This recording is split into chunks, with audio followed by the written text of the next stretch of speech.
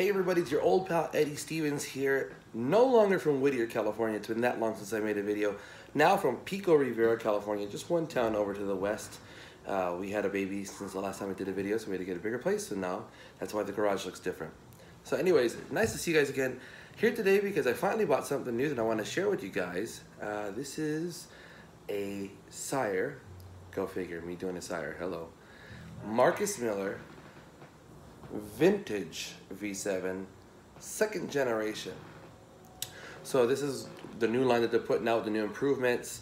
We'll talk about that versus the old stuff, and we'll let you hear the bass because there's not a whole lot of videos out yet on the second gens.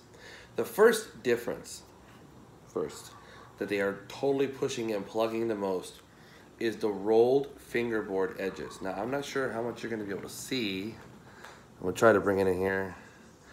Not much of a thing that you can see here, but this is something they claim is usually only in custom shops. I can tell you personally, I've never had a bass with rolled bass edges or rolled fingerboard edges. It does feel comfy. Does it make a huge difference for me? Personally, no. Granted, I've only played this bass for about 5 minutes. It's brand new to me, but thus far it feels nice. You know, good fretwork, but again, not a deal breaker for me. I'm used to non-rolled edges after all these years, so it really doesn't matter. Secondly, on the back, you see this. This is the plate for the batteries, 2 9-volt batteries, 18-volt preamp, like always. It's a wooden piece. I believe it's ash. So instead of the cheap plastic cavities they had, that I know for some of us, including myself, the little doors would break off randomly. Sire was always good about replacing. Thank you, Mickey and the boys, for replacing things so quickly and efficiently. But this is nice. Just a solid piece of ash. I've already replaced the batteries with batteries that I like, which are the Duracells. And it's easy to get into, easy to hook up, easy to put back. Really cool. Other than that, and of course, oh yeah, and they changed pickups. They wound them differently.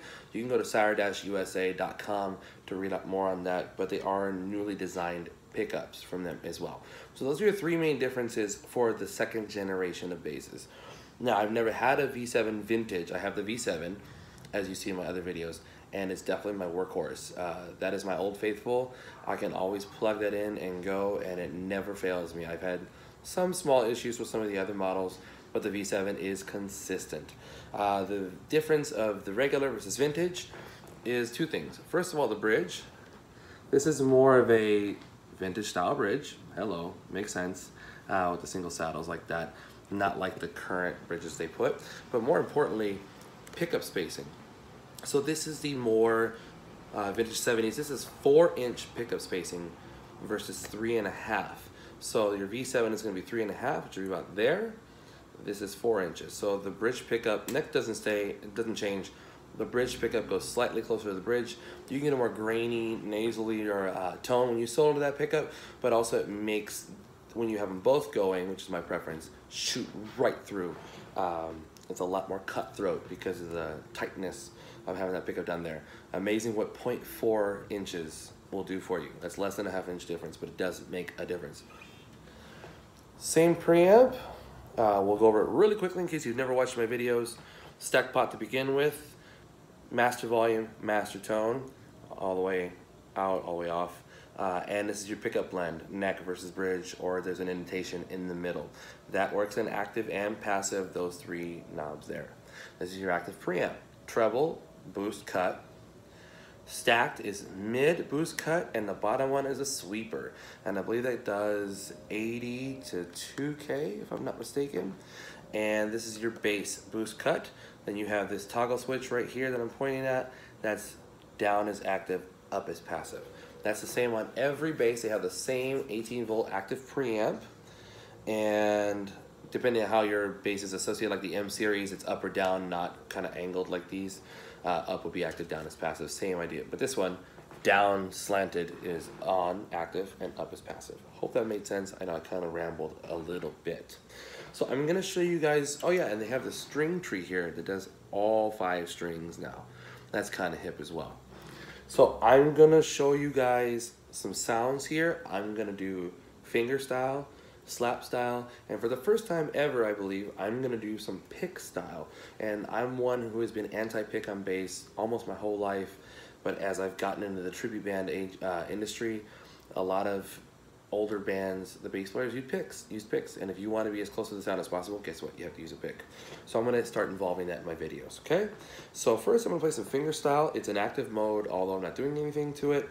Everything is flat, pickups are both on, tone all the way out, volume will be all the way out. As always, I'm going through my Schroeder Mini 12 Plus, thanks you, York Schroeder, and my Ginsman Shuttle 6.0, which is the OG of my amp heads. Okay, everything flat, and here we go.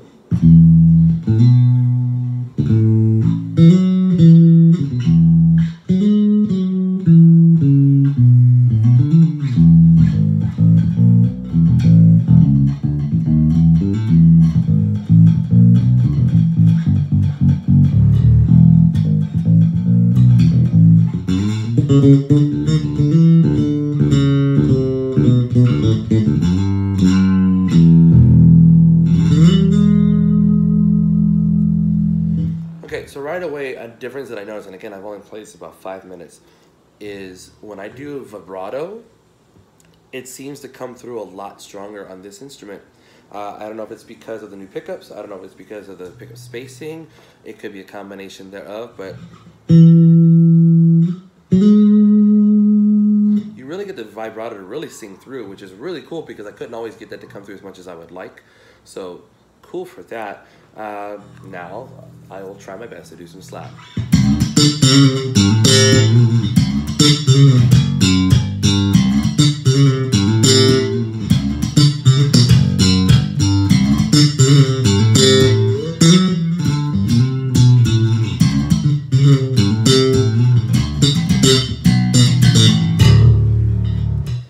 Of course, we know that's going to sound great. It's a Marcus Miller bass.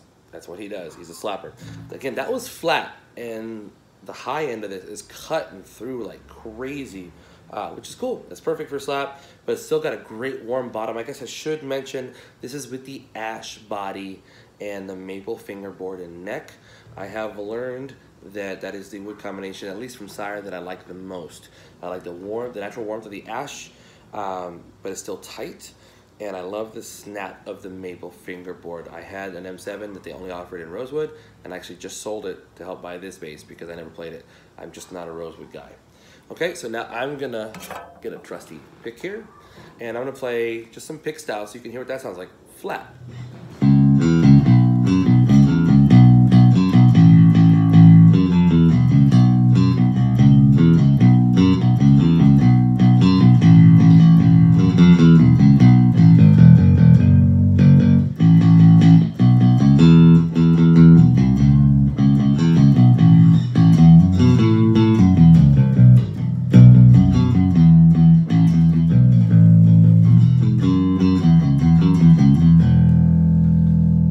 Great rock pick tone.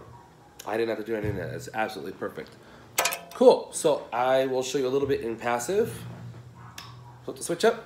I'm going to go reverse. I'm going to start with the pick.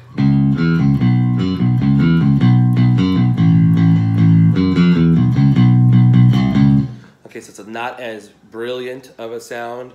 Still great sound. If it was by itself, if you wouldn't have heard the active preamp on the first part of this, you probably thought that was great. I prefer with the active preamp on though. So put that down, back to the slap.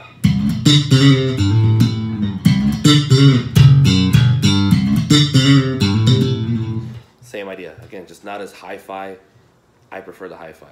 And we'll go back to the finger.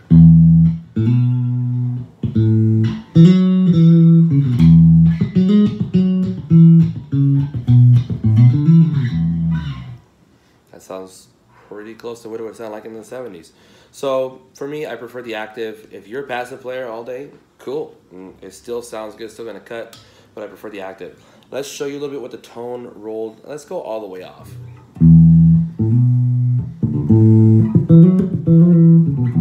So it really kills your tone. I'll go halfway.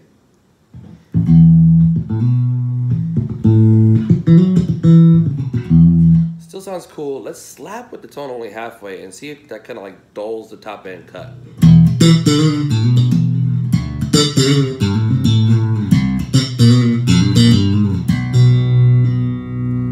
Yeah, it's not as like some people might think. I love to cut through, and when you're playing with a full band, you got to do whatever you can as a bass player to cut through. But if you're by yourself, That's totally cool. Let's do some bridge pickup. Now I will say I noticed that when I started soloing pickups out, it started buzzing in here a little bit, and if I move around, kind of get rid of the noise, you'll hear that right now. That's what happens with single coils.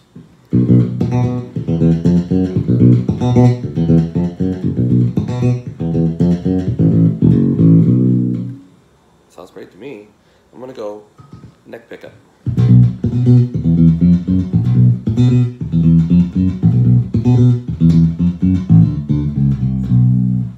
I can get used to that all day. Cool, so that was just like that. So I'm back to both all the way up. I'm gonna do just a slight boost on the treble, just a slight boost.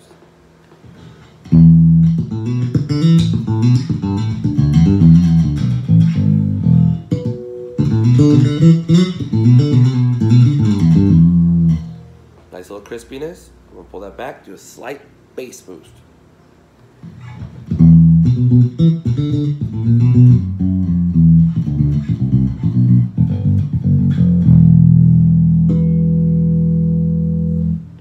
Now I will say on the other basses when I did the slight bass boost, it was an immersive, holy cow, that's too much. This is cool. I feel like I have some headroom on this with the boost and cut on both the high and the lows. It's not as sensitive. It's not as drastic when you first hit it. So that's cool. You can really mess with the boost cut. I'm gonna cut the level of the mids and I'm gonna hit an open string and I'm gonna sweep it so you hear what the sweep does, okay? So I'm gonna hit an open A. That's all the way down the bottom. It's all in the top end. So you can hear back in the middle.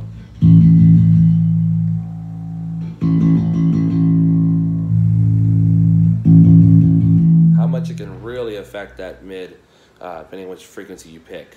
So I'm gonna boost the mids all the way now, and I'm gonna start all the way at the bottom.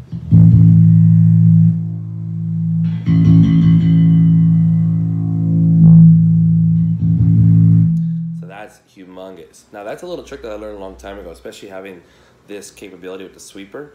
If you feel like your tone just isn't full enough, but you don't want to freak out everybody on stage or the sound guy out in the house, and you want to get some more beef, roll this all the way to the bottom, and then boost your mid, boost cut. And that'll give you some warmth without killing the subwoofers, without killing your own amp for that matter. It's just more warmth as opposed to like, ugh. I don't know if that makes sense to you. Try it on a gig, you'll find out. Boost the bass and then contrast that with boosting the mids with the sweeper all the way down. Huge difference. When I boosted the mids all the way up and on the top end, it actually didn't sound bad. That was kind of a cool finger rock tone. I'm gonna go back to that.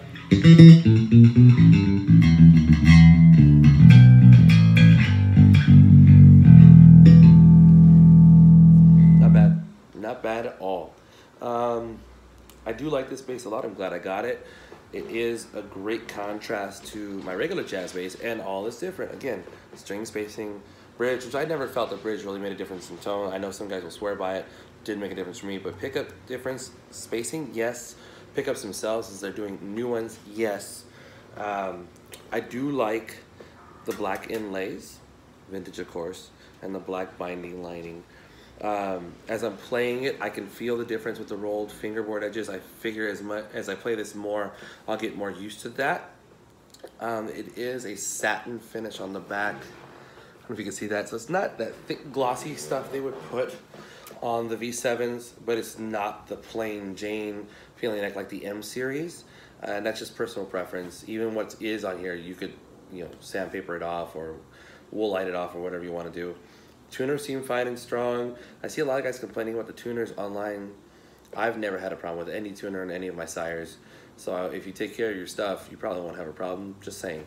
But yeah, I will switch the knobs on the control section here just because I don't like these particularly. I like the feel of that thick, hard plastic.